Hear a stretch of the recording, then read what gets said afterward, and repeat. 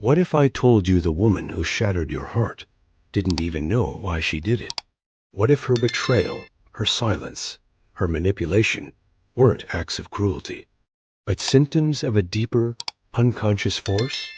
A force so ancient, so buried, that even she can't name it. Freud knew. He saw behind the mask. And what he discovered was so disturbing, so raw, modern psychology buried it. But you're not here for comfort. You're here for truth. The question is, do you have the strength to see what Freud saw? Because once you do, you won't see women the same way ever again. Imagine this. You meet a woman, intelligent, self-aware, confident. She tells you exactly what she wants: loyalty, honesty, a man who respects her. You believe her. You give her everything. Then one day, she vanishes. No reason, no closure, just silence. What happened? Freud would tell you. She didn't choose to leave. Her unconscious did. Freud's most radical idea wasn't about sex. It wasn't even about childhood trauma. It was about this, the illusion of free will. He argued that 90% of human behavior is dictated by the unconscious, a shadow realm of primal drives, repressed memories, and emotional ghosts. And for women, that percentage is even higher. In his 1925 paper, Some Psychical Consequences of the Anatomical Distinction Between the Sexes, Freud made a chilling observation. The female superego, her moral conscience, is weaker than the male's. Why? Because her psyche is not built on guilt, internal punishment. It's built on shame, external judgment. That means her behavior isn't ruled by principle. It's ruled by social survival. Take Anna O., one of Freud's earliest case studies technically. His mentor, Joseph Breuer's patient. She had hysteria, hallucinations, paralysis, erratic moods. Breuer treated her with hypnosis, uncovering repressed memories of her father's illness. But here's what they don't tell you in psych class. The moment she recovered, she turned on him, accusing him falsely of impregnating her, nearly ending his career. Freud realized her hysteria wasn't a sickness. It was a weapon, a subconscious tactic to control and punish the nearest man. Women don't lie consciously. Their unconscious rewrites reality to protect their emotional integrity. Freud's most dangerous discovery? The mother complex. That a man's relationship with women is shaped, distorted by his bond with his mother. Did she punish you with silence when you disobeyed? Reward you with affection only when you complied? Did she guilt you for wanting freedom? Then congrats. You were trained to associate emotional manipulation with love.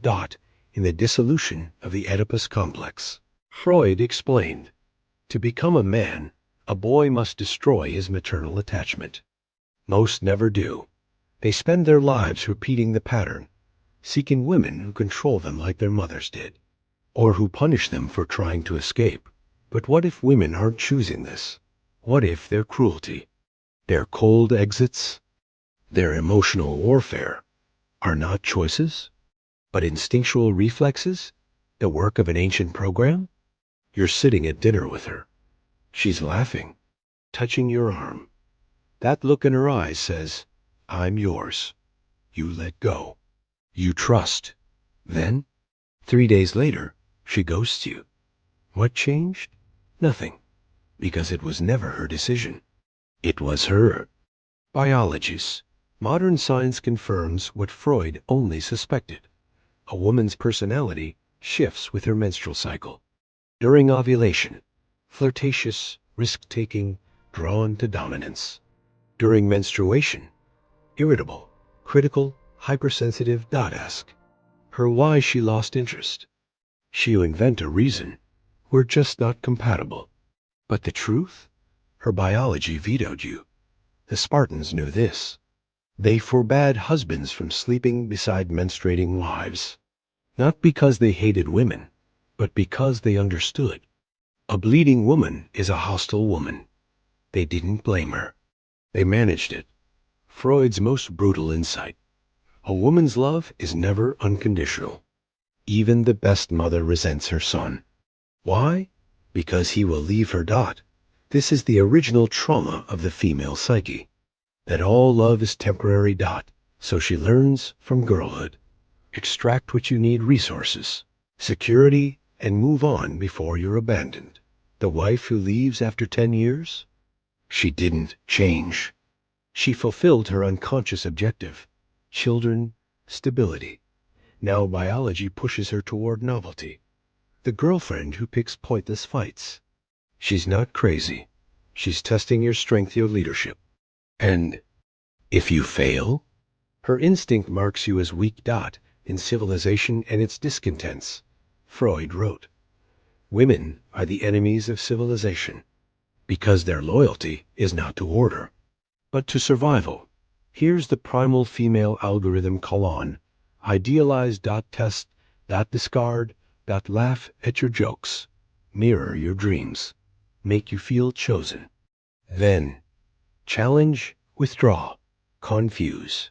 Finally, ghost you. And she'll never understand why, because it's not her conscious mind doing it. She's running a script, older than language, even the different ones. The philosophy readers, the feminists, the self-aware ones. You trust her. You open up. Then her eyes change. Cold, empty, rehearsed lines. It's not you, it's me. But it is you. You broke the rule. You assumed she was in control of her own mind. Freud's Beyond the Pleasure principle revealed this terrifying truth: are not ruled by reason, but by repetition, compulsion, by trauma, by instinct. And women? They don't have one sexuality. They have two. The Madonna, nurturing, moral, acceptable. The whore, primal, hungry, amoral. The quiet librarian writing dirty fan fiction. The feminist, craving dominance.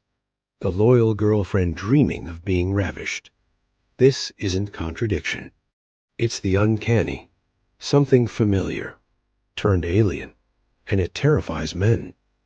Because one day you realize the woman you love is two people, one warm, kind, gentle, the other cold, calculating, indifferent. You've seen glimpses. The dead stare when you show weakness. The cruel smirk when she knows she's hurt you. The way she moves on like you were never there.